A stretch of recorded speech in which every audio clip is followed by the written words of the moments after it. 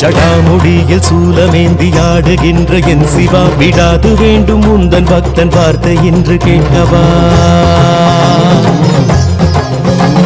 பராரி கோலம் சூடி நின்று ஆடும் தில்லை நாதனை கடைக்கண் பார்க்க தொல்லை எல்லாம் எம்மை விட்டு போகுமே.